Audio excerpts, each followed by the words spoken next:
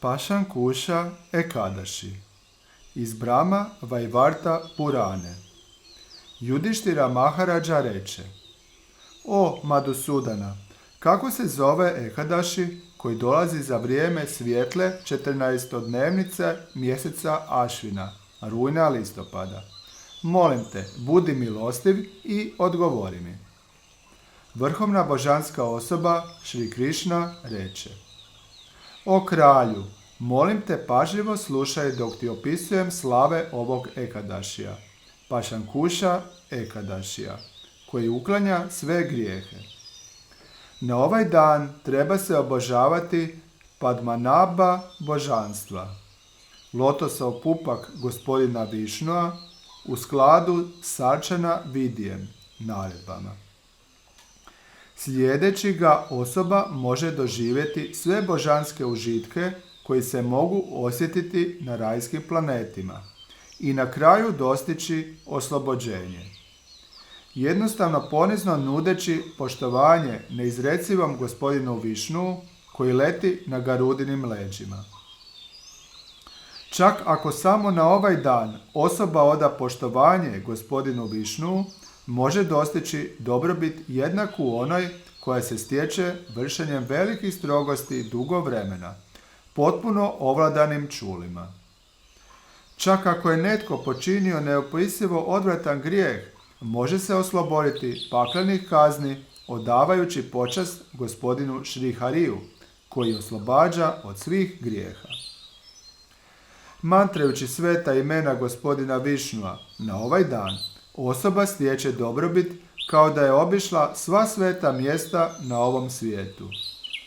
Tko god mantra sveta imena Rame, Višnua, Janardana ili Krišne, posebno na ovaj Ekadaši, nikada neće vidjeti prebivalište gospodara smrti Jamarađe. Niti će Bhakta koji posti na ovaj Ekadaši, koji mi je jako drag, vidjeti podzemne svjetove. I Vajšnave koji kritiziraju gospodina Šivu i Šajvite i oni koji kritiziraju mene, odmah odlaze na paklene planete. Milost dobivena žrtvovanjem 100 konja i žrtvovanje Rađasuja nije jednaka ni 1/16 milosti koju Bhakta stekne posteći na ovaj Ekadaši. U stvari, u sva 3 svijeta nema veće dobiti od posta na ovaj dan i ništa nije povoljnije i ne može pročistiti od grijeha kao ovaj Ekadaši, dan gospodina lotosovog pupka Padmanabhe. O kralju, dokle god osoba ne počne postiti na dan gospodina Padmanabha, nazvan Pašankuša Ekadaši, neće se riješiti grijeha, nego će ga i dalje grijesi njegove prošlosti pratiti kao vjerna žena. U sva 3 svijeta ne postoji dobrobit koja se može mjeriti s dobrobiti koja se stječe postom na ovaj Ekadaši.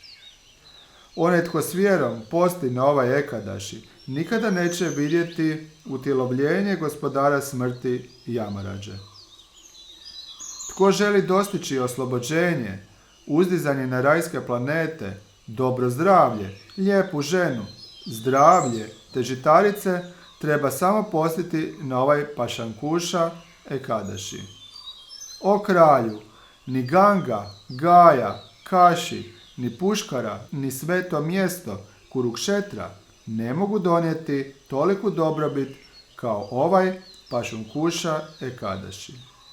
O Maharadža Judištira, zaštitniče svijeta, nakon slijeđenja Ekadašija tijekom dana, osoba treba ostati budna cijelu noć, nastavljajući i dalje biti zaokupljena slušanjem, mantranjem i služenjem gospodina, zahvaljujući čemu će lako dostići vrhovno prebivalište gospodina Višnua.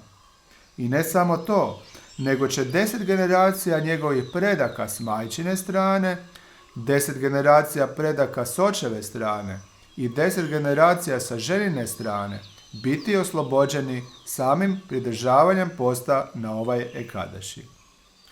Svi ovi preci poprimit će svoj izvorni četveroruki transcendentalni oblik. Nosit će žutu odjeću bit će okićeni lijepim vijencima i doletit će u duhovno kraljevstvo na leđima Garude, velikog neprijatelja zmija. Ovu dobrobit stječu svi moji bakte koji jedanput ispravno proslave Pašankuša Ekadaši. O najbolji među kraljevima, čak i dijete, mladić ili starac posteći na ove Ekadaši može se osloboditi grijeha i osloboditi se patnji grešna rođenja. Svi oni koji poste na ovaj Ekadaši oslobađaju se svih grijeha i vraćaju se u duhovno prebivalište gospodina Šri Harija. Svi koji daruju zlato, sezamovo sjeme, plodnu zemlju, krave, žitarice, pitku vodu, kišobran ili par cipela na ovaj povoljan sveti dan, nikada neće posjetiti Jamarađino prebivalište, koji uvijek kažnjava grešnike. O kralju, na ovaj Ekadaši čak bi se i siromašni najprije trebali okupati, a zatim dati u milostinju nešto u skladu s njihovim mogućnostima. Tko izvodi žrtvovanja i pomaže ljudima, ili gradi javna okupljališta, odmarališta, vrtove ili kuće, ne pati od Jamarađinih kazni. U stvari, treba se shvatiti da je onaj tko je u prošlom životu obavljao takve pobožne djelatnosti, nagrađen dugim životom, bogatstvom, dobrim rođenjem ili oslobođen svih bolesti. Ali i onaj tko slavi Pašankuša Ekadaši odlazi u prebivalište vrhovne božanske osobe Višnua. Gospodin Krišna na kraju je zaključio: tako sam ti, pobožni moj Judištira, opisao slavne povoljnosti Pašankuša Ekadašija.